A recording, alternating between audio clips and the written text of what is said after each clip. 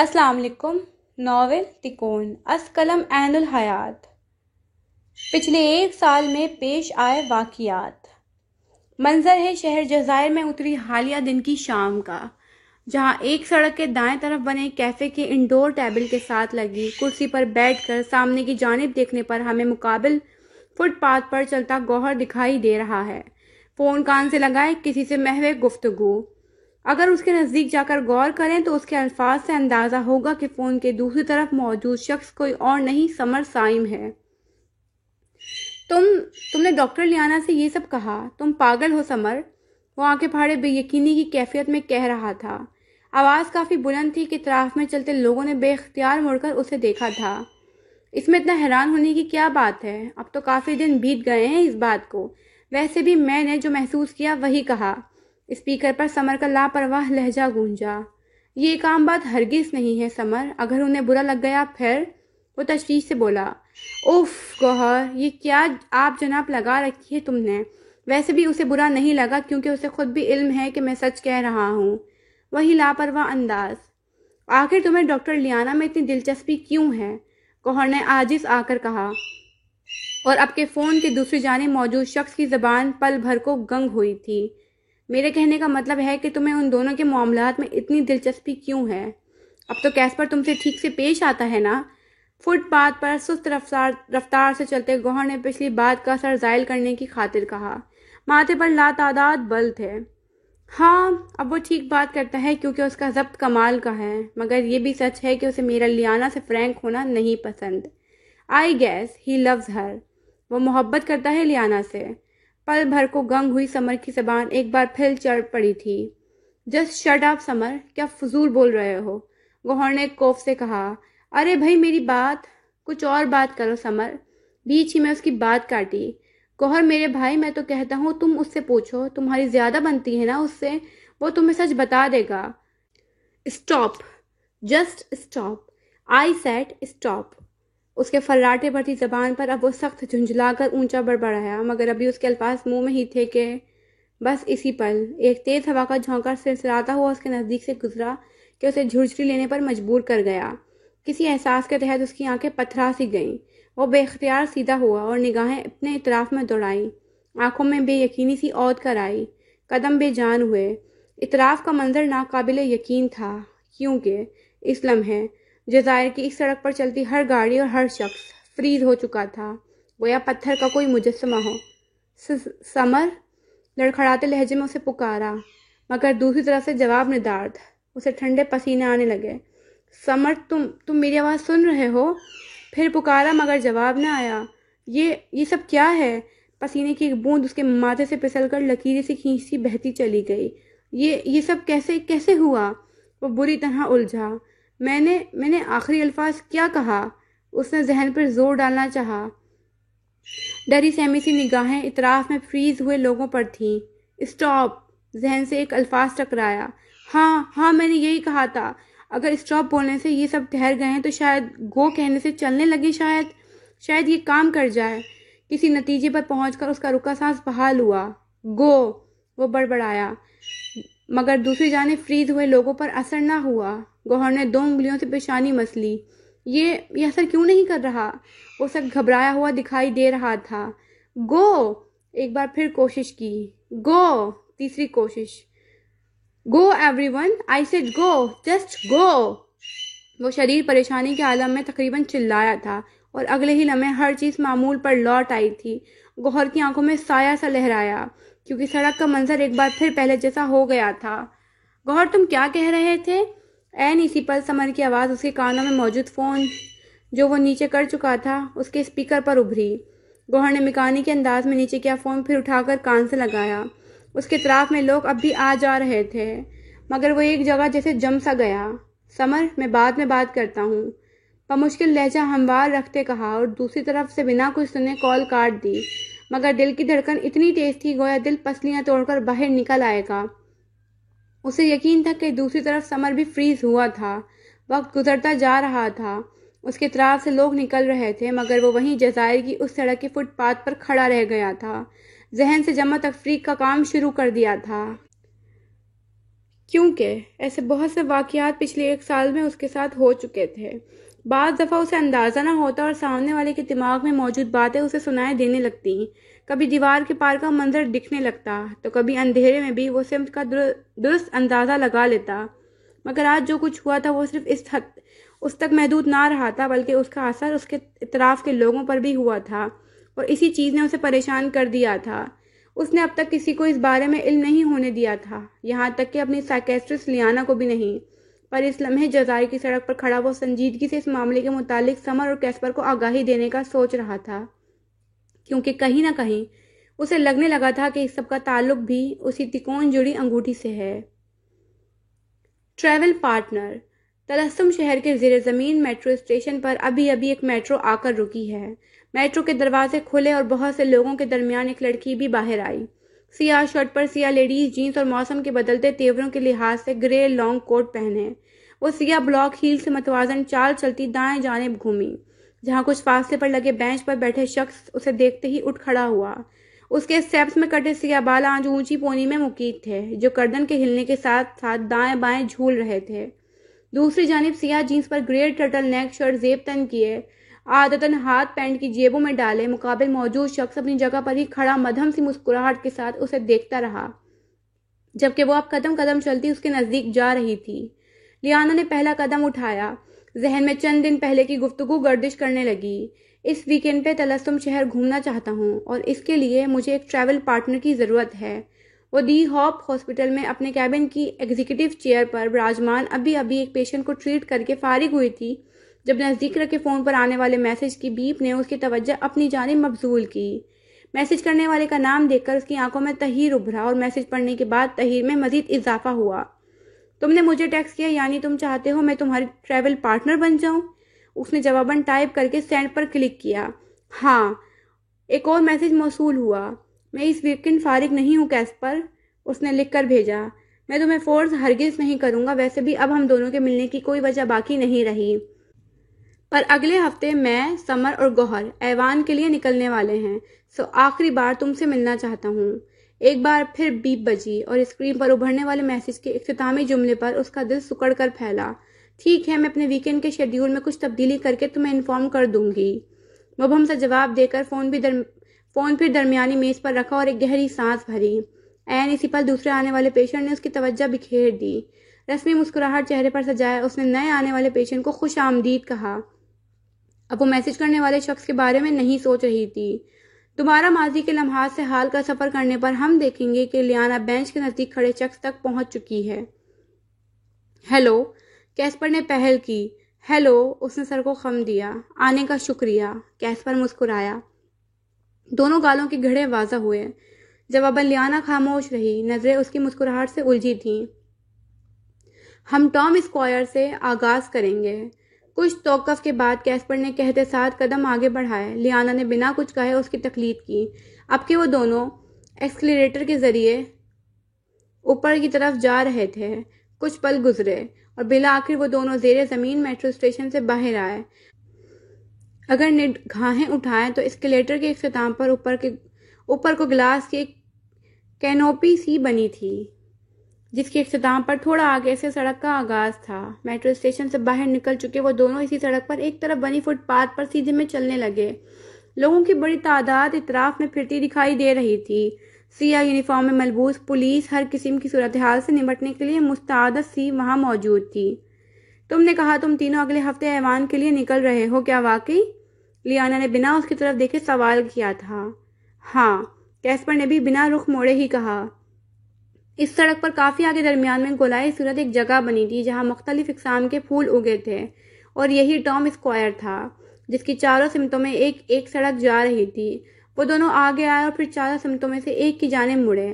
اب کہ جس سڑک کا آغاز تھا وہاں دائیں طرف ہیریٹیج بلڈنگز اور بائیں طرف مختلف کیفے اور شاپس تھے۔ ایک طرف 3 لڑکوں پر مشتمل ایک چھوٹا سا گروپ کھڑا تھا، جن میں 2 کے ہاتھ میں گٹار تھے تو تیسرا مائک اٹھائے کچھ گانے میں مصروف تھا۔ اطراف میں لوگوں کا موجمع سا لگ گیا تھا۔ آؤ وہاں چلیں۔ لیانا نے ہاتھ کے اشارے سے اس کی توجہ مجموعے کی جانب دلوائی اور چند قدم لیتی وہاں جا ٹھہری۔ کیسپر بھی اس کے ساتھ آ کر کھڑا ہوا۔ وہ کافی اچھا گا رہا ہے، لیانا پرجوشی موجمے کے وسط میں کھڑے گاتے ہوئے شخص کو دیکھ کر کہہ رہی تھی، جبکہ کیسپر کی نگاہیں اس کے مسکراتے چہرے پر ٹکی تھیں۔ خود پر اس کی نظروں کے ارتکاز کو محسوس کر کے لیانا نے نگاہیں پھیر کر اسے دیکھا اور سوالیہ آئیبرو اچکائی۔ کیسپر نے مسکرا کر نفی میں سر ہلایا اور نظریں موجمے کے درمیان کھڑے تینوں افراد پر ٹکا دیں۔ تھوڑی دیر گزری، ان تینوں افراد کی پرفارمنس ختم ہوئی۔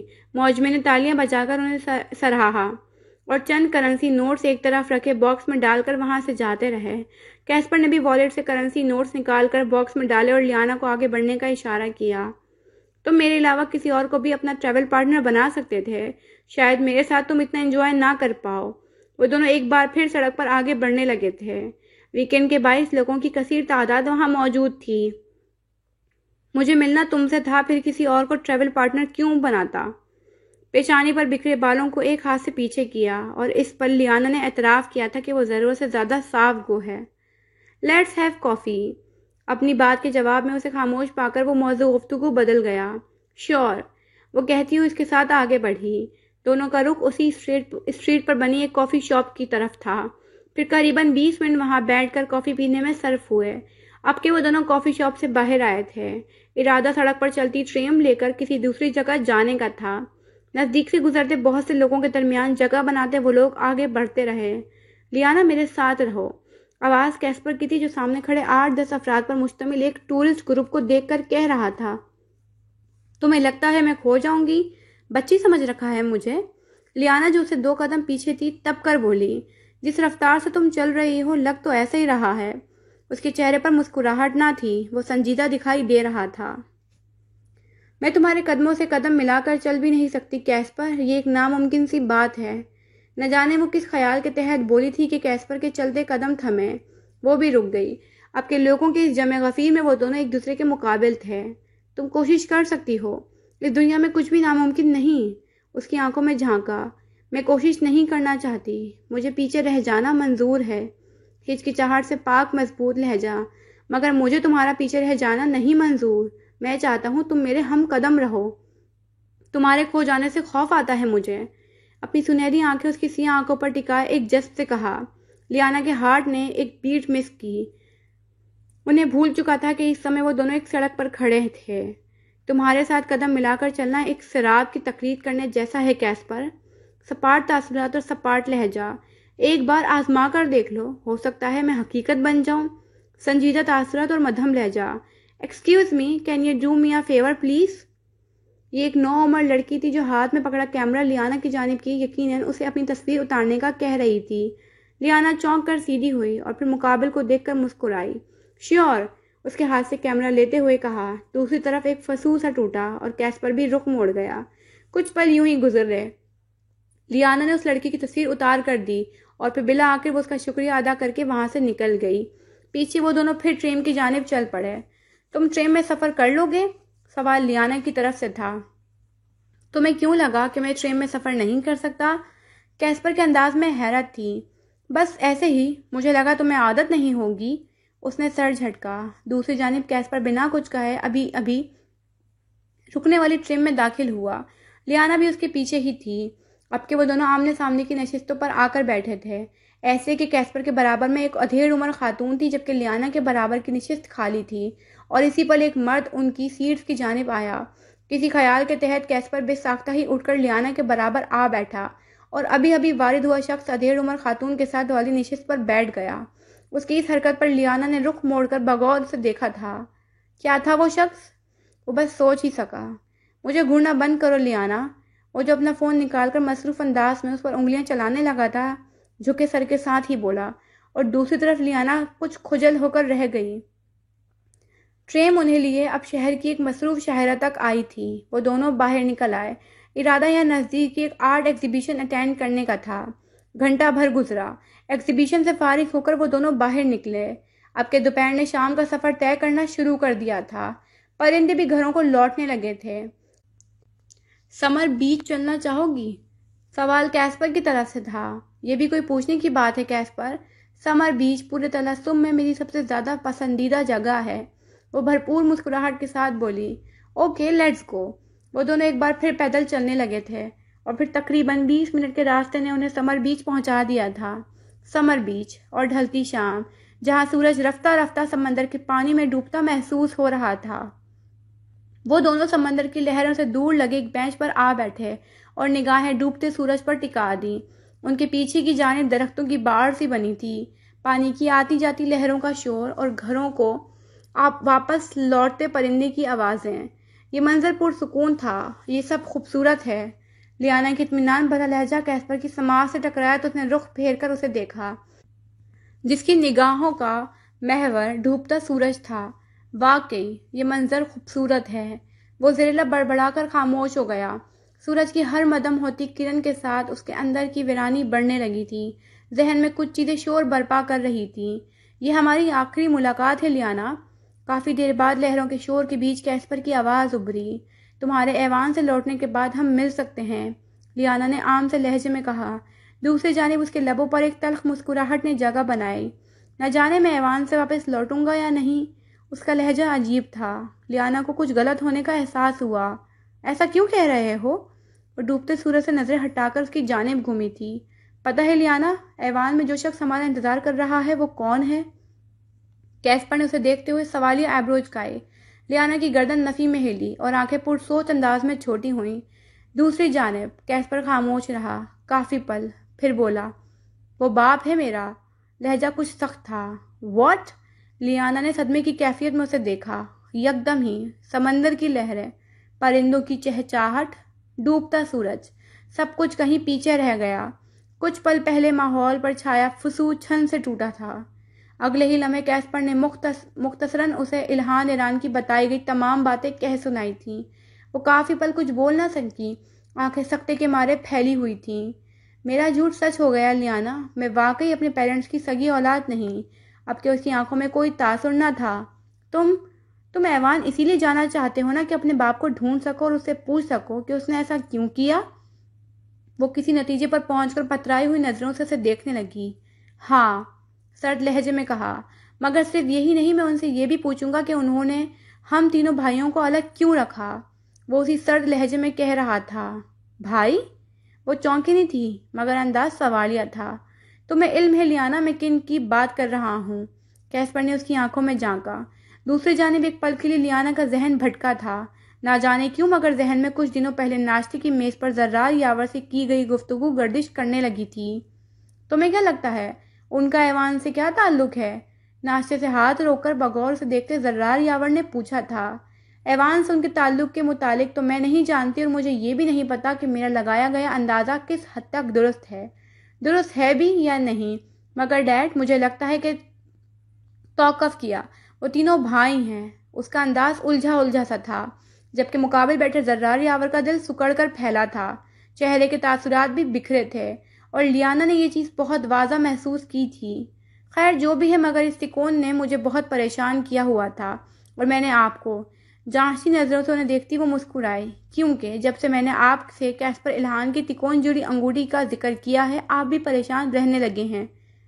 وہ بہت مطمئن انداز میں گویا ان سے کچھ اگلوانا چاہ رہی تھی۔ دوسری جانب زرار یاور اس کی اس حرکت پر بھرپور انداز سے مسکرائے۔ تم ایک سائیکیٹرسٹ ضرور ہو لیانا، مگر میں بھی تمہارا باپ ہوں۔ تم جتنی بھی کوشش کر لو، میں تمہیں اس کتاب کے بارے میں کچھ نہیں بتانے والا۔ وہ دوبارہ ناشتے کی طرف متوجہ ہو چکے تھے۔ آپ بتائیں گے ڈیڈ؟ اپنا ناشتہ مکمل کر چکی لیانا نے رومال سے ہونٹ تھپتھپائے۔ بہت جلد بتائیں گے، چیلنجنگ انداز میں کہتی وہ اپنی جگہ سے اٹھ کھڑی ہوئی۔ چلتی ہوں، اپنا خیال رکھیے گا۔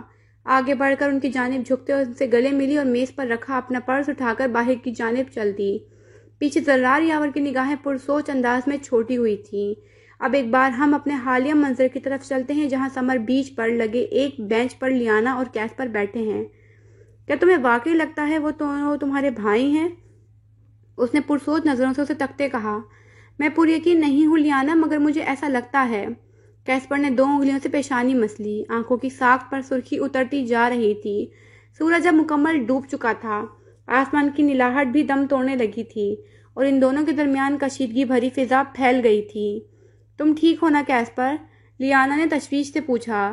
میں ٹھیک نہیں ہوں لیانا، اور جب تک میں اپنے باپ کی اس حرکت کے پیچھے چھپی وجہ کے بارے میں نہیں جان لیتا، میں پرسکون نہیں ہوں گا۔ بٹ پرامس می، حقیقت کھلنے تک تم سمر اور گوہر کو اس سب کے بارے میں کچھ نہیں بتاؤ گی، کیونکہ ابھی میں خود بھی پر یقین نہیں ہوں۔ وہ لیانا کو دیکھ رہا تھا اور لیانا اس کی آنکھوں کی ساکھ پر اتری سرخی کو۔ میں انہیں کچھ نہیں بتاؤں گی، بے فکر رہو۔ پر کیسپر، تم خود کو یوں ہلکان مت کرو اور پلیز اپنے غصے پر قابو رکھو۔ اشارہ اس کی آنکھوں میں دوڑتی سرخی کی جانب تھا۔ میں خود کو سنبھال لوں گا، تم فکر مت کرو۔ اس نے نظریں پھیر لیں۔ فکر نہ کروں؟ ریئلی؟ کیا میں تمہارے غصے سے واقف نہیں ہوں مسٹر خڑوس؟ وہ چبا چبا کر بولی۔ دوسری جانب اس کے انداز پر وہ بے اختیار مسکرا دیا، تھکان بھری مسکراہٹ۔ لیانا کے لبوں پر بھی مدھم سی مسکراہٹ نے جگہ بنائی۔ تمہیں پرواہ ہے میری؟ کیسپر نے سوالیہ نظروں سے اسے دیکھا۔ بالکل ہے، اثبات میں سر ہلایا۔ پیشنٹ ہو تم میرے، مجھے پرواہ نہیں ہوگی تو اور کسے ہوگی؟ کہتے ساتھ وہ اپنی جگہ سے اٹھ کھڑی ہوئی۔ یہ اشارہ تھا کہ اب انہیں واپسی کے راہ لے لینی چاہیے، اور کیسپر جو اس کے پہلے جملے پر ایک پل کو ٹھہر گیا تھا، آخری بات پر گہری سانس بھر کر رہ گیا۔ دوسری جانب لیانا آگے بڑھ چکی تھی۔ وہ بھی بینچ سے کھڑا ہوتا اس کی تقلید میں چل پڑا۔ سمندر کی شور مچاتی لہریں اور درختوں کے جھنڈ ان دونوں کو وہاں سے جاتا دیکھ رہے تھے۔ بالآخر کیسپر الہان کے مطابق لیانا سے اس کی آخری ملاقات اختتام کو پہنچی تھی۔